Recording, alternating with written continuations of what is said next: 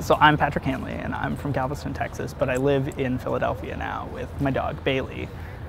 And I was pretty fortunate to grow up with a family who indulged me in a lot of my gayer behaviors, even when I was really young and they weren't actually gay. They were just eccentric little kid behaviors. So, like my grandmother, who, when I wanted her to paint my fingernails, wouldn't paint my fingernails, she painted my toenails, so none of the kids would see, except that then I would go down to the park and take my shoes off to show them because they were fabulous.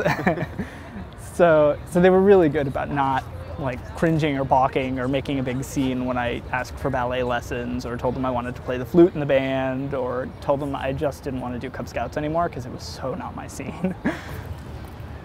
So in 1992 there was this Chuck Norris movie that was about karate, and so everybody started taking karate lessons, so I did too.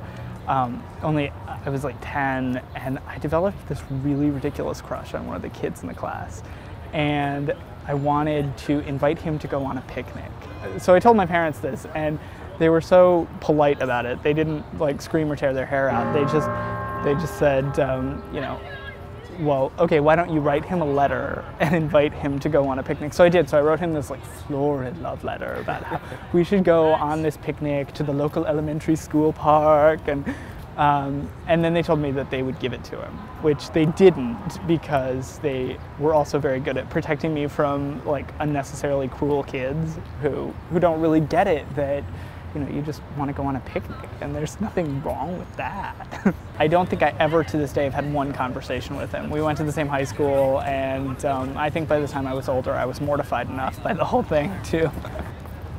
He was very straight, so not gonna be a good match there.